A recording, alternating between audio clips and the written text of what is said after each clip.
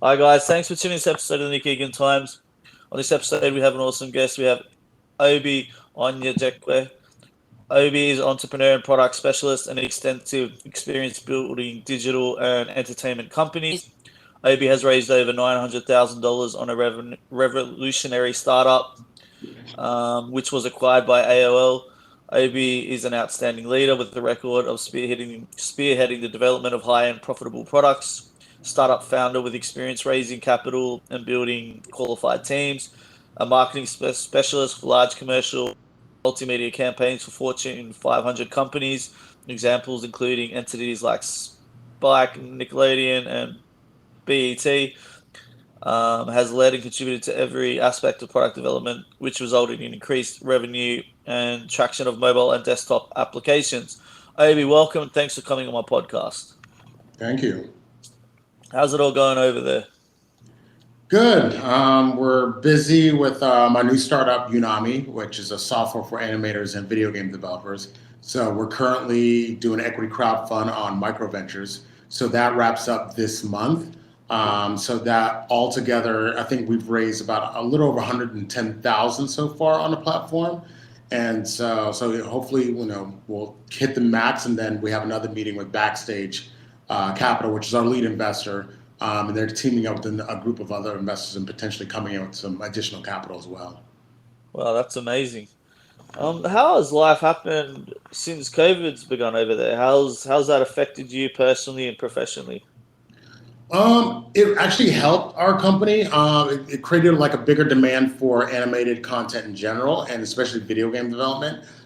We were always remote, so it was not like we had to shut down an office. We do have an office that I use through basically it's Stubbs and Alderton. They are a co-investor in my company, a law firm, and they have like you could almost say their own personal WeWork for companies that they invested in. So as a company startup, we don't have to pay for it, which is great. But yeah, like during COVID, I think there was only maybe like 4 months where I couldn't use the space, just work from home. My team generally works from home anyway, so didn't affect us on that front. If anything, it actually helped us. It allowed me to really focus and save money.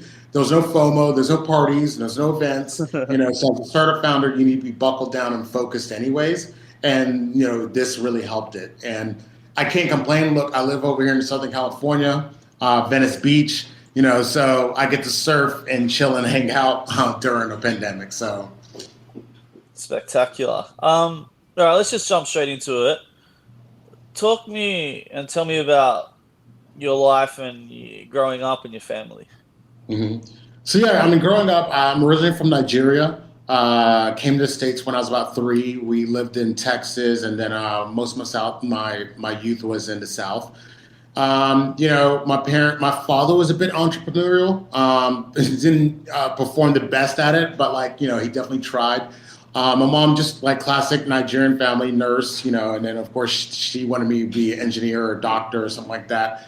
I went down the path of being going more into art and working, I guess, majoring in graphic design over at Georgia State University. Then I got into animation, so I eventually started working at Turner, Cartoon Network, and quite a few studios down there in Atlanta, and then moved to New York. And then New York was most of my adult life, and worked at, like I said, like you kind of listed it, Spike TV, Nickelodeon, Cartoon Network. I mean, in New York, it was Dentsu, quite a few other ad agencies, and went from there. So I led teams as a creative director, but I was also hands-on as an animator, motion designer at all these major companies. Extraordinary. And yeah, talk to me about going, I guess, from high school, college, all those side of things, and the Mhm. professional career. How did you actually choose to go down that road? So luckily enough, I had, I always had a skill for or passion for drawing and painting. So I think I had great art teachers that really were like, okay, great, you're good at what you do. I'm gonna start mentoring you. And I was lucky enough all throughout elementary to junior high to high school. I always had that art teacher that mentored me. And I think the mentorship got pretty significant in high school. That's where that teacher ended up saying, "Yeah, look, you need to take all 4 years of art. I'm going to mentor you through this." And that's when she brought in like representatives from various art colleges. I didn't even know the concept of art college. I didn't even know that it even existed. And then this is when I think, hell, Toy Story, the movie, hadn't even been produced at this point. So the concept of even 3D animation, it was a very new thing. Hell, I didn't even have the concept of even working at a video game company like Epic Games, or like how Epic Games probably didn't even exist back then. So yeah, that's when I really honed in, focused on my skills, optimized it, started learning programs like Photoshop and Illustrator, and then went on from there. Marvelous. What inspires you daily? I mean, I'd say just of course, the day-to-day operations of my company. I mean, my whole company is one big inspiration for me. The fact that, I'm not clocking in, clocking out like I did before at a corporation.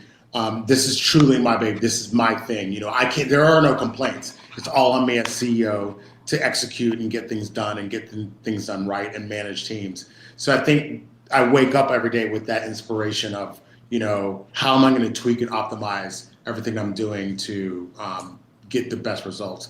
And then I have the ultimate passion, of course, for surfing. So I love that. That keeps me grounded and focused.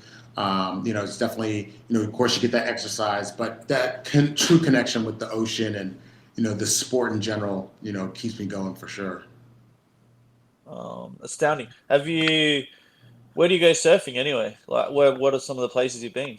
So, so locally, of course, I'm surfing here in Venice, Malibu, occasionally Manhattan Beach, El Porto, that area. But I've surfed everywhere. I surfed in New York, believe it or not, Rockaway Beach, Long Beach, Long Island, Montauk, Hamptons. I've surfed in Nicaragua, Mexico, Costa Rica, Hawaii. So all Nice. over. You got to come down to Australia and surf. Exactly. Definitely one of these days for sure. Cool. What is it? I guess the digital and entertainment kind of industries. What is it actually like working in those industries? So it's interesting now because it's rapidly changing. So gone are the days when we worked at Viacom. When I worked at Viacom, and it was a classic TV, commercial. That's how they made their revenue. Now with Netflix and Disney and all these other streaming platforms coming in, it completely disrupted the market. And crazy enough, I actually predicted it back then. I remember even before Netflix telling my boss, "Hey, what if we just made content for our online channel or our online presence?" And he was like, "No, there's no money to be made in that." And I was like, "All right, fine." Then Netflix comes out, and I remember when Netflix was back when it was the CDs. Then that once they started doing the streaming, I flipped over to that. I dumped all the CDs. I was like, let me focus on this. And I remember getting it and being like, this is amazing. This is where the future is at. This is extremely convenient. This is what all I want to do. And this is back when they hardly had decent content on there. But I was just dedicated to it. So to see the industry flip to that and rapidly change, like even now, I think I recently read an article, Netflix is potentially getting into gaming, Wow. Yeah, okay. Disney went from what it was to now streaming. And of course, Disney doesn't have to worry about getting into gaming because they already are. So, and I think that it was very disruptive, but I pivoted before the disruption hit, Excellent. What do you think, in your opinion, makes a good entrepreneur? Oh man, doing intense research before you get into anything, and just understand you don't know it all. So you really need to learn. At the end of the day, I think we all have this, I have an idea and this passion and you want to go forward and move with it. And you have this assumption you'll make money. But the truth is you got to do the research and find out if this is truly going to be a viable product going down the line, or is it going to waste a lot of time and money. Insightful. Thanks for that. How easy is it to start a business and do what you're?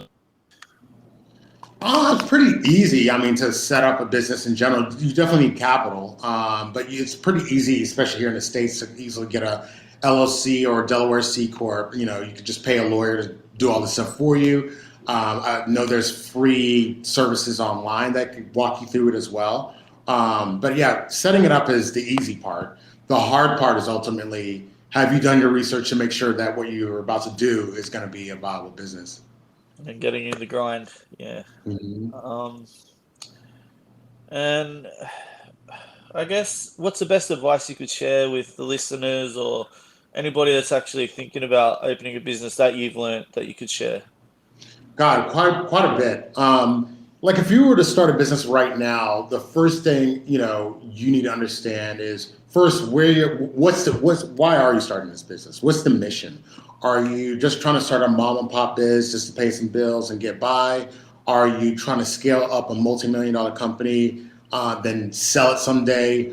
Are you trying to scale something up to IPO and go that big? You really got to do the market research to understand what you're about to get into and what's the end goal. You should always think end goal. Don't assume you're not going to live forever. Hell, you're going to retire before you even, before you pass away. So you're ultimately going to have to give this company up to somebody else to run. So you need to think what is the true end goal of this company as you start your mission. Then when you do start your mission, if it is what they deem a venture-backed business, then you need to understand, are you truly a venture-backed business? Which means this is a company that's reaching hundreds of millions of dollars. That is the mission for this business. This isn't a business where you're going to make 40 million, surprisingly. Investors want to get in to make 10x on their money. So if they're putting 100,000 in, they want insane amounts of return for this business. Then on top of that, is the mission to sell it or to IPO? So those are the two things you really need to have in mind before you move forward in that direction as a venture-backed business. Then from there, of course, like I said before, you want to do that intense research. What's the market? Is it truly $1 billion market? That's the other thing. If it's a venture-backed business, they want it to make sure it's a $1 billion business. So you got to make sure, have you done research on the market? And is this, based on this market, is it truly a $1 billion or a multi-billion dollar business? Then you want something, whether it's small or if it's big, you want something where if you start this on your own, with your own money, you want it so that it gains an insane amount of traction from jump. If your money alone can't do that, you may not want to do it. Or maybe you come from money, or you have rich uncles or aunts or whatever, then great. They could kind of back you until it gets to that point. Then you could bring venture money in. But if it's your own money and you know that, look, after kind of launching this, we might get some sales, you may not want to do it. You want to guarantee that you could scale aggressively before you really move forward with that venture. That's amazing. Thank you for that insights. And I guess, how safe is it to go into the markets now? Do you think with COVID and obviously jobs being lost, do you think it's actually a safe time to go down that road? I think now is an amazing time to start a business.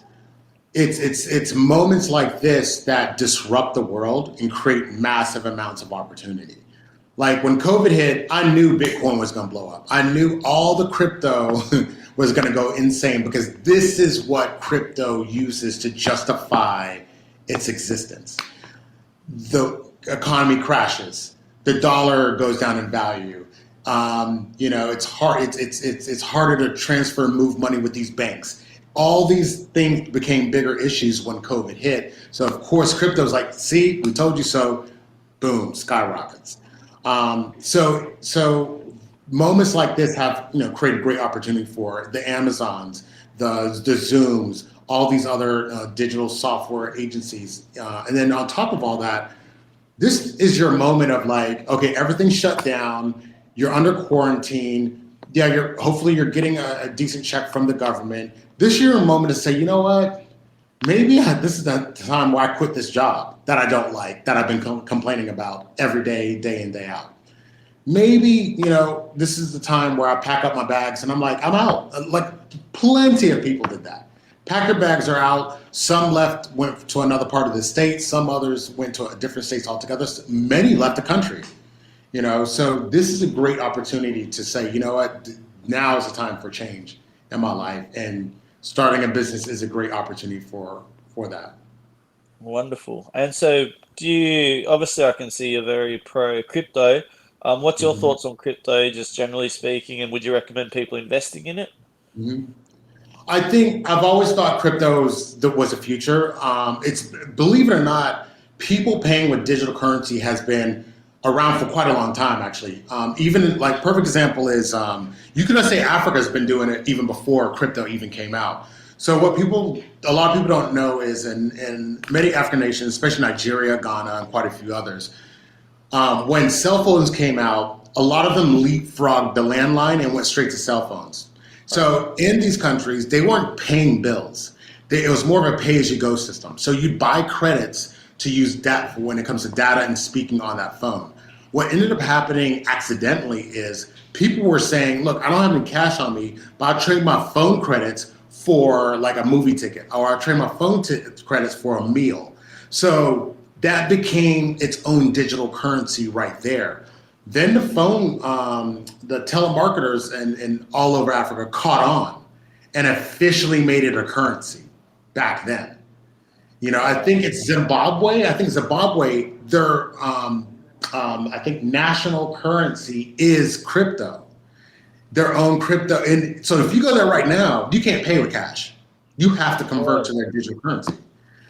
So what I like about it is, at least, especially if you're getting into crypto, you could invest. I would say think bigger and think about the actual usage of it.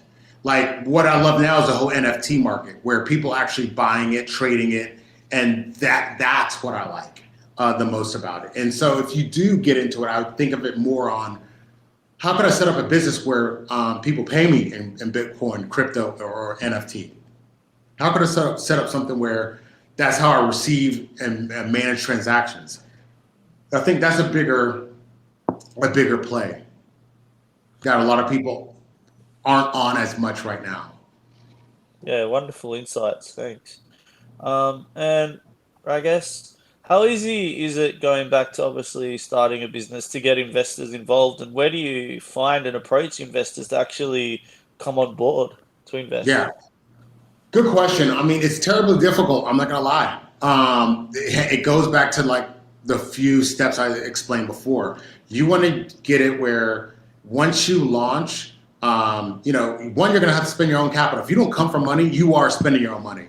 Like with my first startup, I was working overtime. I was doing freelance gigs on the side, and all that money got poured into my first product. Like my first product, I dropped 75,000 to build that prototype.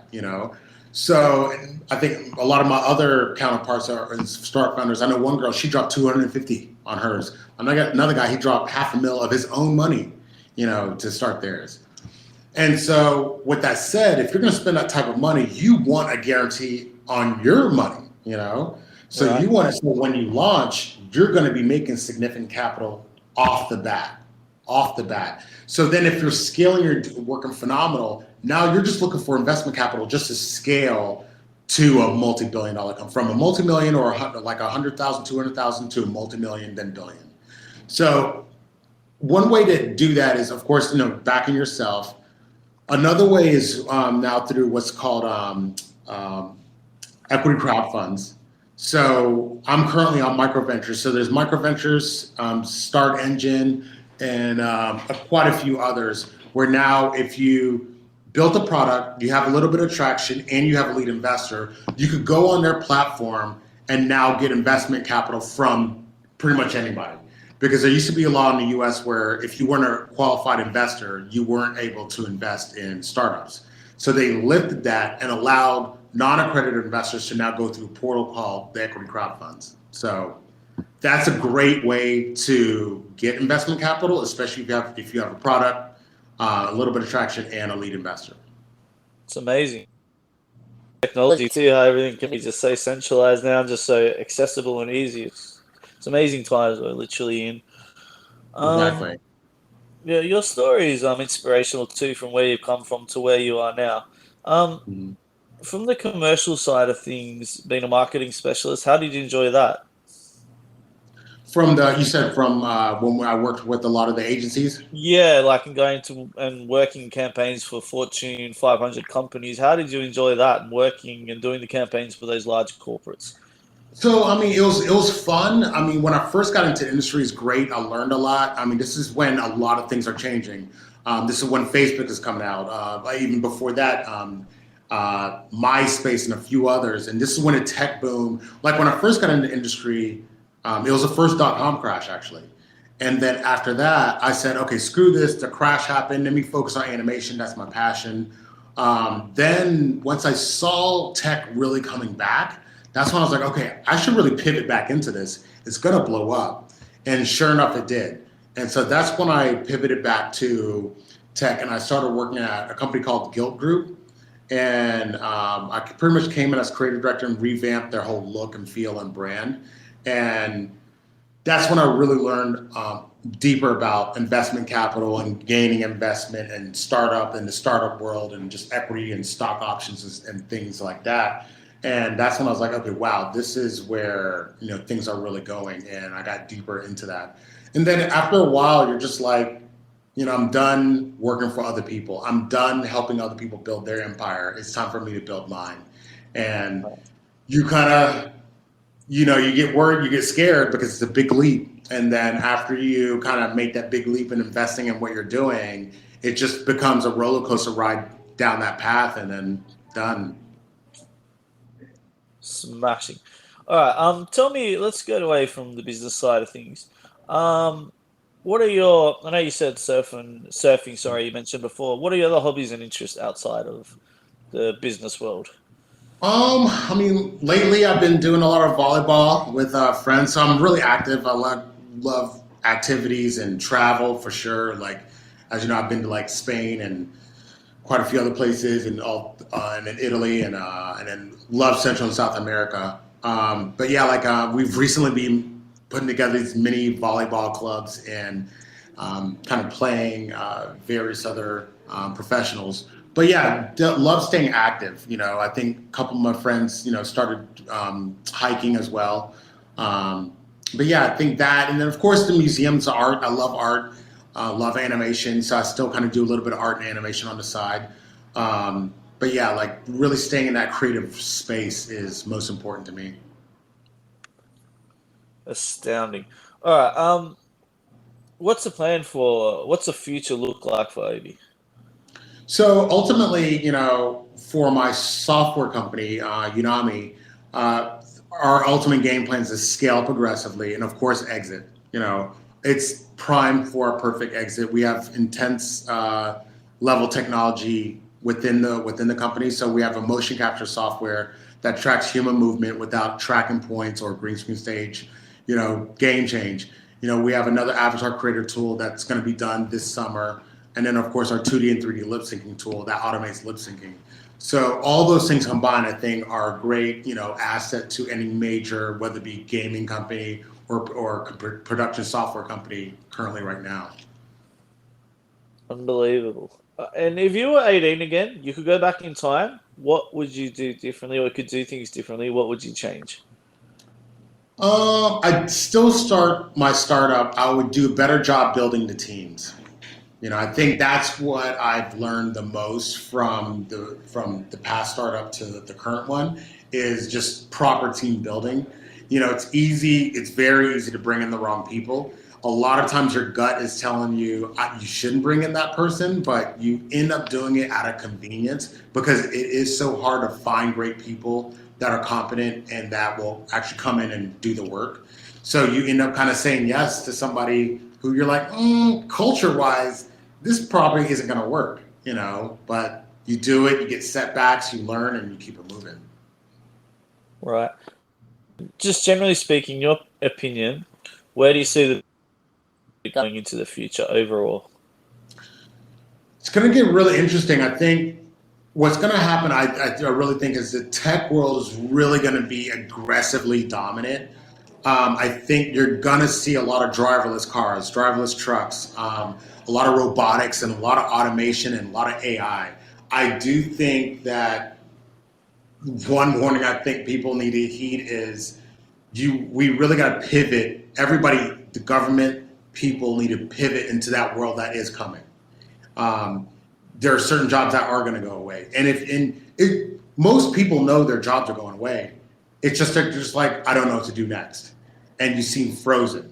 And I would say you got to get out of that frozen mentality. It was easy to see that those Ford factories were going to be gone. You know, it was easy to see that. It was easy for me to see the television industry was going to change. Everybody saw it. It's just a lot of people were in denial.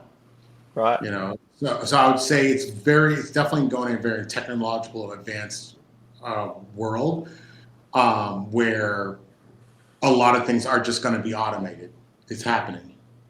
And we've got to adapt to it. Yeah, I agree. Very much so. Obi, thanks for coming on my podcast. Your story, it's been inspirational, everything you're doing. Can't wait to see all your future successes, and the trajectory you're on is just purely amazing. Yeah, thanks. No problem. All right, have a great day. All right, you too.